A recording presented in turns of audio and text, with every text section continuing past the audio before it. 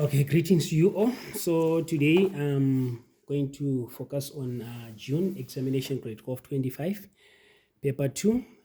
We are going to focus more on section B, which covers our map work. We are going to focus more on section B, which covers our map work. So the most important thing is when you are doing geographical skills and techniques, whether it's paper 1 or paper 2, the first thing that you have to do is to make sure that you go through the background information, I'm going to read through so that at least you have an idea of what I'm talking about. Potchefstroom is an academic city in the Northwest Province in South Africa. It was the Potchefstroom campus of Northwest Province. Potchefstroom is on the Mooi River, approximately 120 kilometers west, southwest of Johannesburg, and 45 kilometers east, northeast of Klerksdorp. The city has very few industries and is known for its clean air and low crime rate. It is an important industrial service and agricultural growth point of the Northwest Province. Industries in Potchefstroom include steel, food, and chemical processing. The chicken industry is of key importance. So what is important is the moment you go through this background information, you might find that some of the answers for the different sections that are covered by section B can also come from the background information. So it is very important that you familiarize yourself with the information that you find on the background information of the map that you are going to use. So it is very important. Do not start attempting to answer the question before you read the background information, because it contains a lot of information that can be helpful when you're answering your question. Okay, let me start now the map skills and calculations, because I'm going to do my videos in 3. I'm going to actually break them in 3. I'll do the first one for map skills and calculations, then I'll do another one for map interpretation, then I'll do the last one for geographical information system, but on the same paper, that is paper 2. Okay, so the contour interval of the topographic map is, so what I'm going to do, I'll show you, this is my map, the topographical map. So you can see here it's written in red, the contour interval 20 meters. So if you can check from the options that are given there, A, B, C, and D, you can see the correct answer there is D, which is 20 meters. Then 3.1.2, the length of the bridge in B5. You can see from the map that we have, there is B5. This is where our B5 is. So what we are going to do is we are going to calculate the length of this bridge. The length of this bridge. That's what we are going to do. We are going to calculate the length of this bridge. Let me try to bring it as close as possible so that you can see it. Okay. The length of this bridge is what we are going to calculate. So if you look at this bridge, I think from, if we use our ruler just to calculate it, okay, to measure, you can see from here up to there is giving me 0.3, I'll say 0.3 millimeters, 0.3 centimeters, sorry, or 3 millimeters, or 0.4 centimeters, or 4 millimeters. That's what I'm getting. So it means if I measure the bridge in B5 is giving me 0.3 centimeters. My answer is supposed to be in meters. Remember, my topographical map, the scale is 1:50,000. So I'm going to convert it into meters. 1:50,000. I'll have to multiply it by 500. So it means I'll multiply it by 500 meters.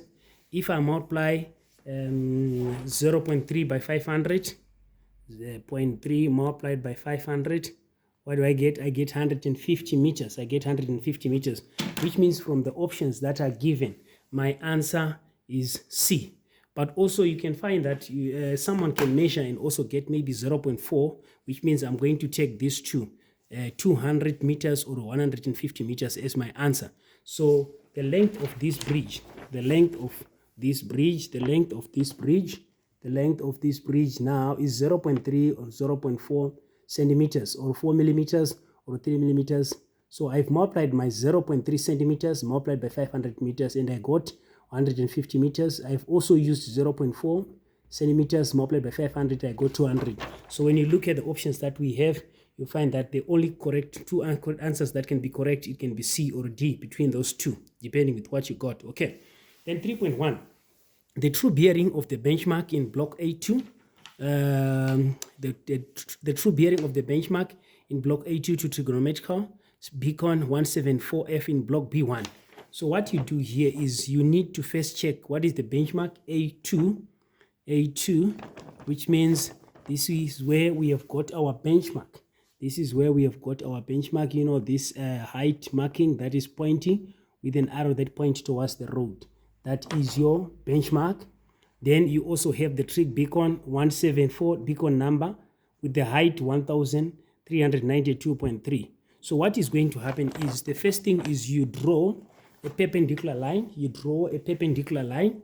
This is the line that cuts through the benchmark 1366.8 in A2. Then you connect the 2 points. That is your trig beacon. That is your trig beacon 174 and your benchmark. So it means you are going to measure in degrees from the true north. From the true north, that's where you're going to measure from the true north. Okay, this is where we are. You're going to measure from here clockwise, in the clockwise. So the straight line here gives you 180. So it means you've got 180 degrees. Okay, you're going to use your protractor. There is the protractor. You measure using your protractor.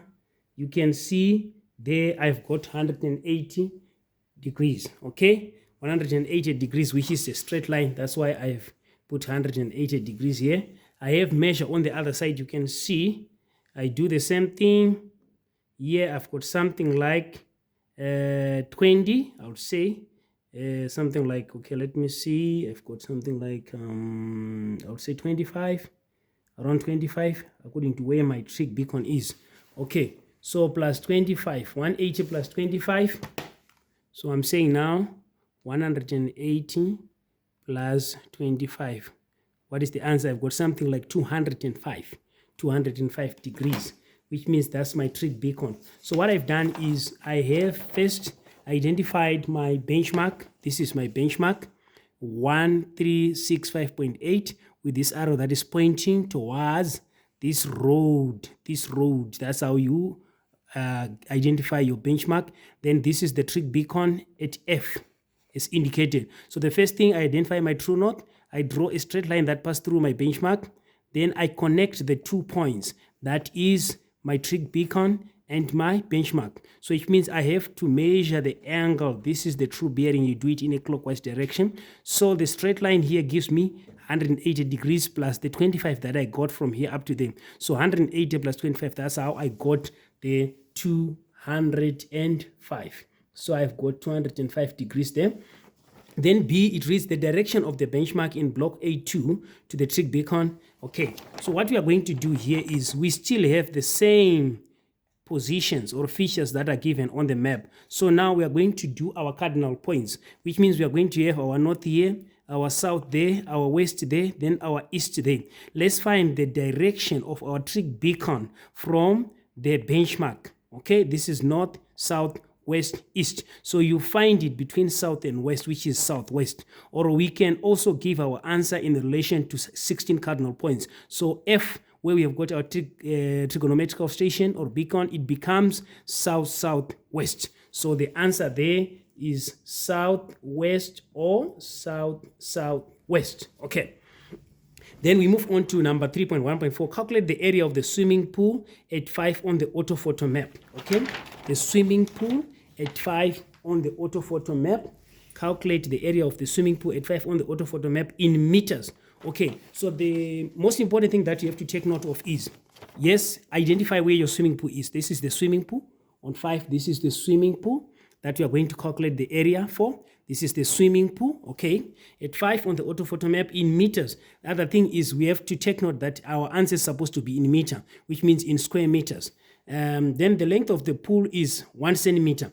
We are given the length, which means when you're looking at your pool, the longer side is your length, which means from here up to there, it's 1 centimeter. The only thing that we have to calculate is the breadth, okay? So our formula is given, area is length times breadth. But the formula that we are going to use is length times scale times breadth times scale.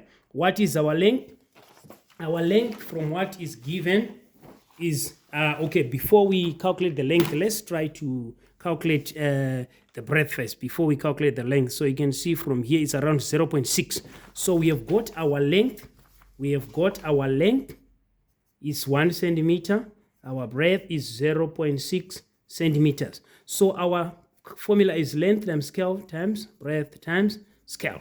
And our scale of the orthophoto map is 1:10,000. This is in centimeters, but we want to calculate our area in meters. So which means we convert this scale into meters. All right. How many centimeters are in a meter? It's about 100. Okay. So what we do is we divide by 100, then we get 100 meters. So it means we are going to multiply our length times 100 meters and our scale times 100 meters. Why are we doing that? Because the scale of the orthophoto map is 1:10,000. We have converted into meters. It's 1 centimeters to 100 meters. Okay. So it's going to be 1 centimeter multiplied by 100 meters multiplied by 0.6 centimeters multiplied by 100 meters. Okay, so this is how we're going to do it.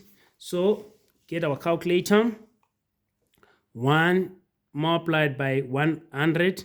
What do we get? We get 100 meters here multiplied by 0.6 multiplied by 100. What do we get? We get 60 meters. So if we multiply now 100, which is our length, multiplied by 60, which is our breadth, we get 6,000. 6,000. Remember, your answer is supposed to be in square meters. That's how you get the answer. So the area now of the swimming pool, the area of the swimming pool on the orthophoto, which is there at 5, is what? Is 6,000 square meters. Remember, your area is supposed to be squared, whether it's in kilometers, square kilometers, in centimeters, square centimeters, in meters, supposed also to be square meters, supposed to be squared. That's how you calculate your area. Okay, let's move on to the swimming pool. Okay, before I move on to the next question, which means you get a mark for here, you get your mark there as well. This one was given, you get a mark. That's how you get your 4 marks. Okay, so 3.1.5 is saying the swimming pool of the orthophoto map appears smaller, bigger, which means you're supposed to choose from the 2 options. So when you look at these 2 maps, you'll see that. Let's just go to them. Okay, what can help you to remember which one is large scale, small scale? The bigger the number, the smaller the scale. The smaller the number, the larger the scale. The bigger the number, the smaller the scale. The larger, okay, the bigger the number, the smaller the scale. The smaller the number, the larger the scale. So this is a large scale map. This is a small scale map. This is a larger scale map. This is a smaller scale map. It's for a small area, but it's more detailed. It's for a larger area, but it's less detailed. You can see on the topographical map, it shows the area of the orthophoto map. This is what is shown here. So this is a small area, but it's more detailed. So the correct answer there is swimming pool on the orthophoto map appears bigger than the topographical map due to the difference in scale, because this one is a large scale, this one is a small scale. So the correct answer there is bigger. Then give the latitude of the symmetry on G on B1 on the longitude, when the longitude, okay. So what will happen with this one is we have got the symmetry here. They say it in G in B1. G in B1. This is the symmetry that we have here. So this is the coordinates that we are going to give the latitude, but however, we are given the longitude. So how do we go about calculating our latitude now? So the first thing that we have to do, we have to identify the degrees and the minutes, because the only thing that we have to calculate is the seconds. Okay, so if you look at our G, you would see that it's within the same degree, which is 26 degrees. 26 degrees, okay? Okay, let me just try to write it nicely. 26 degrees. This is 26 degree latitude increase going southwards, which means the degree is the same. The only thing that is different is the minutes. So from here, 39, 40, 41. Where is our G? Is behind 41 minutes, which is 40 minutes. So we have got 40 minutes. So the only thing that we have to calculate is the seconds. How do we go about it? We take our ruler, then we measure the distance from where 40 minutes starts. The distance from where 40 minutes starts, we can do it in millimeters, from where 40 minutes starts until where we have got, until where we have the symmetry. From where 40 minutes starts until where we have the 40 symmetry. You can see we have got 12 millimeters here. So we have got 12 millimeters. Okay, sorry, we have got 12 millimeters over. Then we measure the length of the wall grid going downwards. We have got something like, I would put it at 35 millimeters, but normally it's 35 to 37. I'll put it 35, okay? 35 millimeters, then I'll multiply it by 60 seconds. Okay, why am I doing that? Because already I'm given the degree and the minutes. The only thing that I have to calculate is the what? Is the seconds. because I want to write the latitude in degrees, minutes, and seconds. So what I'll do now is, I would say now 12 over 35 multiplied by 60 seconds. What do I get? Okay, I get 20.5. I'm just going to round it off to make it 21. So which means my line of latitude now is 26 degrees, 40 minutes, and 21 seconds south. That will be my line of latitude for 3.1.6. That will be my line of latitude. I'm given the longitude. So which means the only thing that I need to do, I've given my longitude is 27 degrees, 3 minutes, 40 seconds east. So what I've done is only that I have to calculate my latitude. And how did I do it? So my latitude for G now is, I measured the distance from here up to there, I got 12 millimeters. Then I also measured the distance from there up to there, because I also wanted to know the length of the whole grid going southwards is 35 millimeters. I already have my degree 26, I have got my minutes 40 minutes, so it's 26 degrees 40 minutes, then 12 over 35 multiplied by 60 seconds. That's how I got my seconds. This is how I got them, 26 degrees 40 minutes 21 seconds south. So that is my line of latitude. That's all in as far as map skills and calculation is concerned. Thank you.